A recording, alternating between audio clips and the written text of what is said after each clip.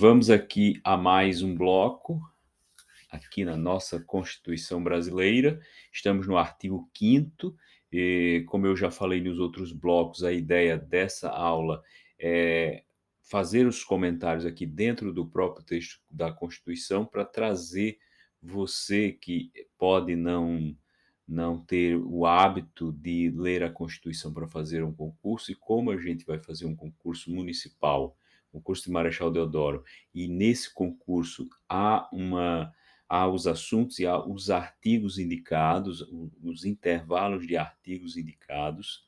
A gente, claro, sempre vai dar mais importância àquilo que, historicamente, por acompanhar a banca e por acompanhar outros concursos, a gente entende que são mais relevantes, que têm mais probabilidade de cair, mas como está no edital, a gente tem que acompanhar o programa inteiro. Então, a ideia dessa aula aqui é fazer a leitura e as observações, dos dispositivos da Constituição aqui e disponibilizar gratuitamente aqui no YouTube. Claro, se você precisa rever, é claro que você precisa rever e é ideal que você reveja.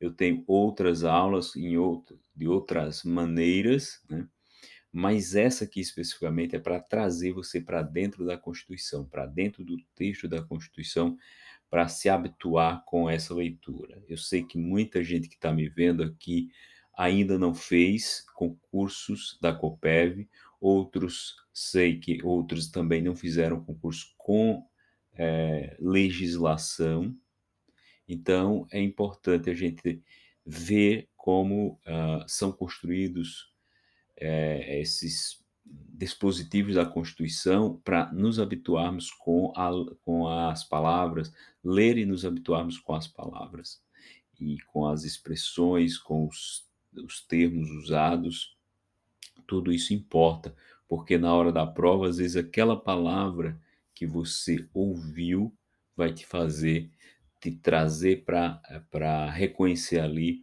um assunto que você teve contato e teve um conhecimento sobre aquilo, e pode ser útil na hora da prova, certo? Vamos então, aqui para o inciso 12. É inviolável o sigilo da correspondência e das comunicações telegráficas, de dados e das comunicações telefônicas, salvo, no último caso, por ordem judicial, nas hipóteses e na forma que a lei estabelecer para fins de investigação criminal e instrução processual penal. Veja bem, aqui a regra é que as comunicações são sigilosas. Sigilo das comunicações. Se eu envio uma carta para você, a carta só deve ser lida por você ou por alguém que você ou que você autorize, né. Essa esse sigilo é necessário e a Constituição reconhece sigilo nas correspondências. Se é uma correspondência pessoal entre mim e você, quem deve ter acesso sou eu e você.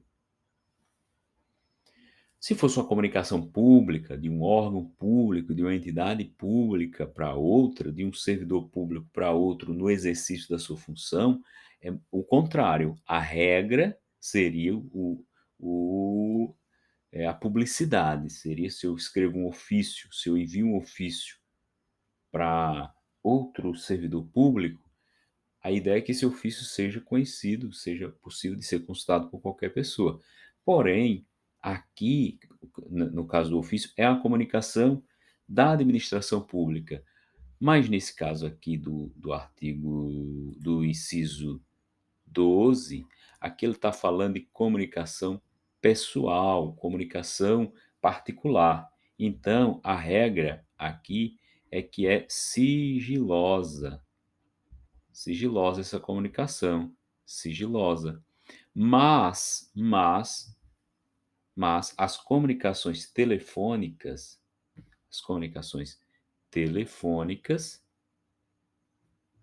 podem, por ordem judicial, desde que autorizadas judicialmente, ser ter retirado esse sigilo, né, passarem a ser a serem conhecidas, certo? Então, mas só as comunicações telefônicas e só por ordem judicial. Só as comunicações telefônicas e só por ordem judicial. E ainda mais, além disso, para fins de instrução processual penal ou para investigação criminal. Então, só em assuntos que digam respeito a crimes. Assuntos que digam respeito a crimes, é possível a quebra do sigilo. É possível a quebra do sigilo. Para efeitos civis, para efeitos previdenciários, para efeitos administrativos, posso quebrar o sigilo das comunicações telefônicas de alguém? Não posso, não posso, certo? E essa quebra precisa ser autorizada pela autoridade judicial competente e só nas questões para efeitos de investigação de crimes, investigação criminal e instrução processual penal, ou seja, para o desenvolvimento de um processo penal, de um processo criminal, tudo a ver com crime. 13 é livre o exercício de qualquer trabalho. É livre o exercício de qualquer trabalho, ofício ou profissão, atendidas as qualificações profissionais que a lei estabelecer. Então, qualquer pessoa pode exercer qualquer profissão, pode buscar exercer qualquer profissão, pode trabalhar com qualquer profissão, desde que atenda os requisitos da lei, os requisitos legais. Se a lei disser para ser motorista de ônibus, se a lei disser para ser motorista de ônibus precisa fazer um curso, você tem que fazer um curso. Senão você não pode ser. Se para ser médico a lei diz que precisa ter uma graduação em medicina, um curso superior em medicina, você vai ter. Agora, se não disser, se não houver nenhuma especificação, eu posso exercer qualquer profissão. Para ser vaqueiro, trabalhar numa fazenda, precisa de algum requisito, a lei exige? Não, provavelmente não, né? Com certeza.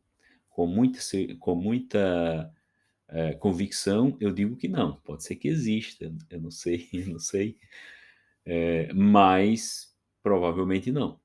Então, se eu quiser ser vaqueiro, eu me habilito para ser vaqueiro. Eu não vou ser denunciado por ser vaqueiro, porque eu não tenho um curso, porque eu não fiz determinada faculdade ou curso técnico. É livre, é livre. É isso que o artigo quer dizer. 14. É assegurado a todos o acesso à informação e resguardado o sigilo da fonte, quando necessário ao exercício profissional. Isso aqui trata-se da imprensa, trata do jornalismo. Imprensa. Então, é garantido o direito à informação,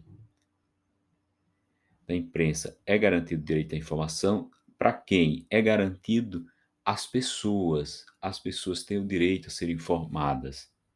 Por isso que não pode haver censura aos jornais, porque as pessoas têm direito a serem informadas. E, se for necessário, guardar o sigilo da fonte, porque o jornalista, ele não adivinha as coisas, certo? Ele não adivinha as coisas. Ou ele leu em algum lugar, ou ele perguntou a alguém. Quando ele pergunta a alguém, aquele alguém é a fonte do jornalista. Muitas vezes a pessoa que é entrevistada, que forneceu as informações, ela diz: eu não quero que você diga de onde veio, eu não quero ser identificado, eu não quero ser identificada.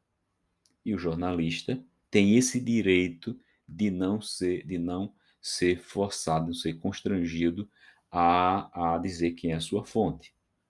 No Estado democrático de direito, o jornalismo pode atuar livremente e não pode o jornalista ou as jornalistas ser obrigado ou obrigada a revelar sua fonte. No Brasil é assim, é isso que está dizendo o 15, o 15, né? O inciso 15, beleza? É livre a locomoção no território nacional em tempo de paz, podendo qualquer pessoa, nos termos da lei, nele entrar, permanecer ou dele sair com seus bens. Então, qualquer pessoa pode entrar ou sair do Brasil. Não há essa, desde que obedecida algumas regras, né? Por exemplo, uso de passaporte, né? Então, nos termos da lei, a lei que diz quais são os requisitos, mas não pode existir uma lei proibindo as pessoas de saírem do país ou de entrarem aqui. Todos podem reunir-se pacificamente, isso aqui é importante porque já caiu na Copevin. Todos podem reunir-se pacificamente, sem armas, em locais abertos, independentemente de autorização, desde que não frustrem outra reunião anteriormente convocada para o mesmo local, sendo apenas exigido prévio aviso à autoridade competente. Então, eu desejo realizar um evento qualquer, uma reunião do sindicato. Eu desejo fazer uma reunião do sindicato. Eu desejo fazer uma passeata. Eu desejo fazer um protesto em espaço aberto, numa praça pública, por exemplo. Eu preciso pedir autorização a alguém, preciso pedir autorização ao prefeito para usar aquela praça, que é bem municipal. Não preciso, não preciso. Agora, eu não posso frustrar outra reunião que já tenha sido agendada anteriormente. Então, eu não posso frustrar. Então, essa é a minha limitação. Se eu vou usar a praça 7 de setembro, se eu usar a praça 7 de setembro, no dia 15, às 18 horas, eu tenho que verificar se não tem outra pessoa que vai usar a mesma praça no mesmo dia, no mesmo horário. Não havendo isso, eu comunico à autoridade competente que vou usar a praça. Qual é a ideia de comunicar à autoridade competente? Veja bem, é comunicar, não é pedir autorização, não, é comunicar. Qual é a ideia de comunicar à autoridade competente? É para que a autoridade competente tenha algum controle, porque se eu comunico, quando outra pessoa comunicar, a autoridade vai dizer: não, essa praça já será utilizada para uma reunião no dia tal, no horário tal, então você não pode fazer uso dela. Então serve para isso. Mas isso não é autorização, é apenas uma organização. É plena liberdade de associação para fins lícitos, vedadas a de caráter paramilitar. Então, você pode se associar. Duas pessoas, mais pessoas podem se associar para defender qualquer causa, qualquer interesse. Defesa dos animais, defesa da mulher, defesa dos serviços públicos, defesa do consumidor. Você pode se reunir com qualquer pessoa.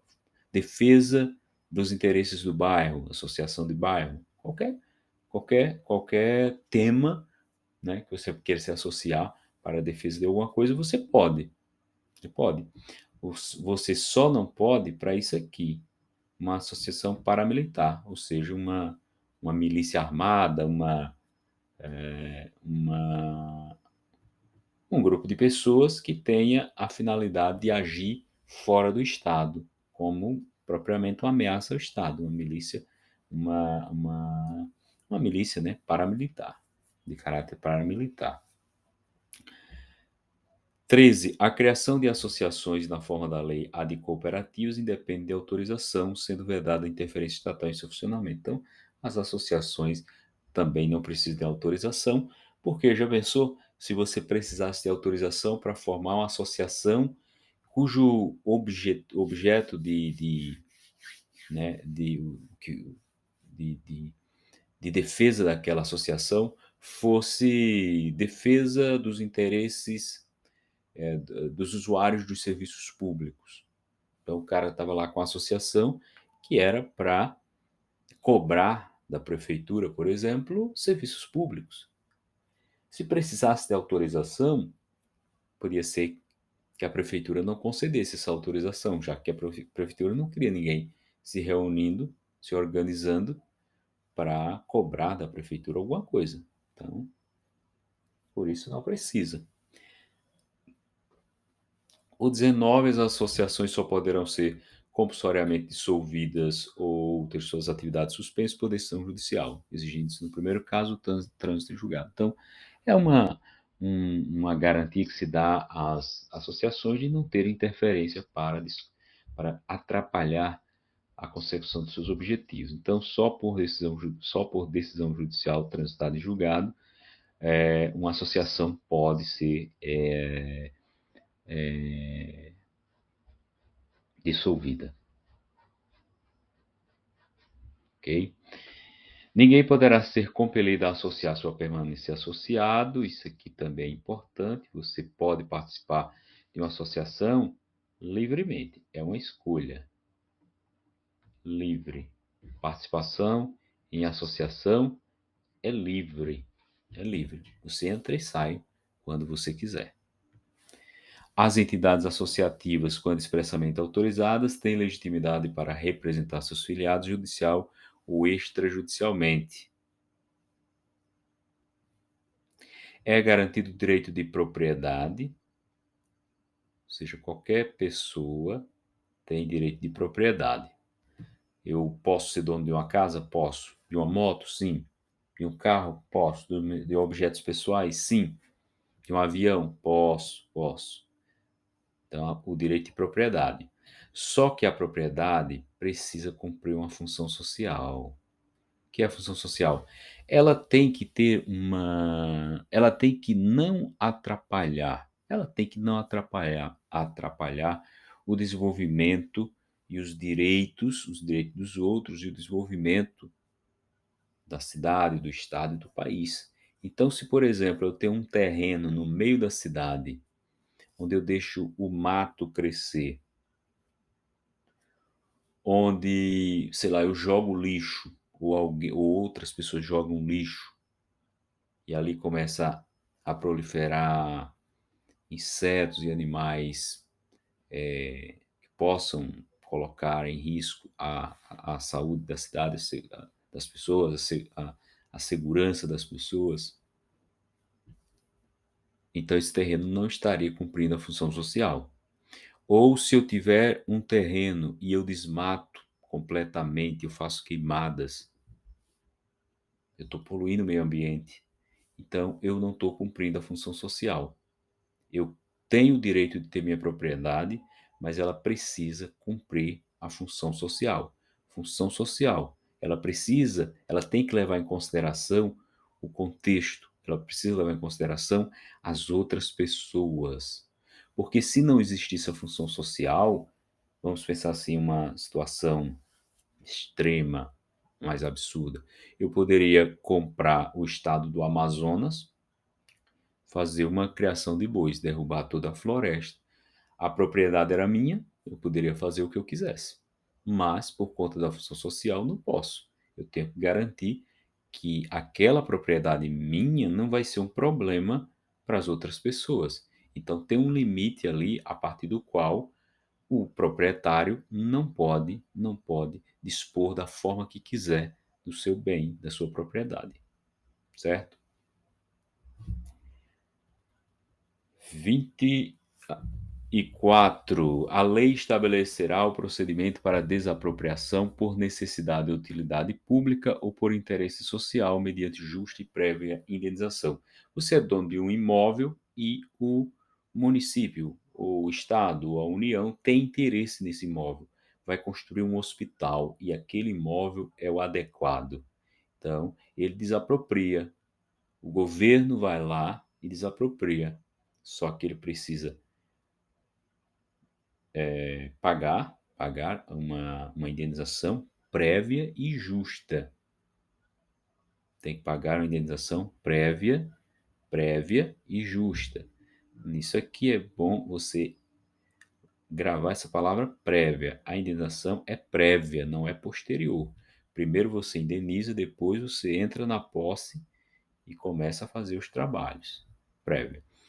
No caso de iminente perigo público, a autoridade competente poderá usar de propriedade particular assegurada ao proprietário indenização ulterior se houver dano.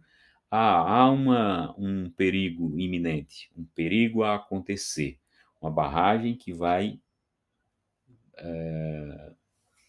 desabar, um prédio público, sei lá, ou não, que vai desabar.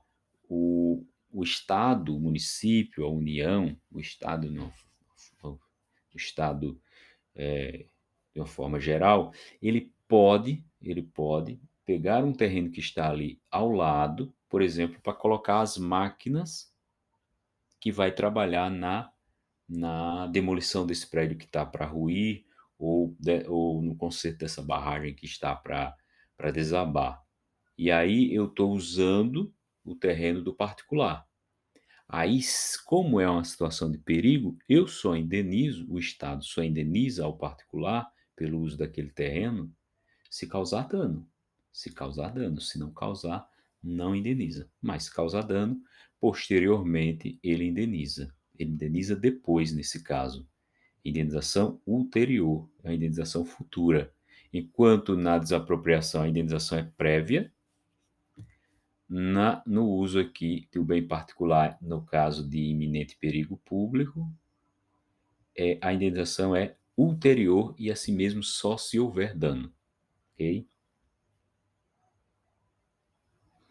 Próximo, a pequena propriedade rural assim definida em lei, desde que trabalhada pela família, não será objeto de penhora para pagamento de débitos decorrentes de sua atividade produtiva, dispondo a lei sobre os meios de financiar seu desenvolvimento.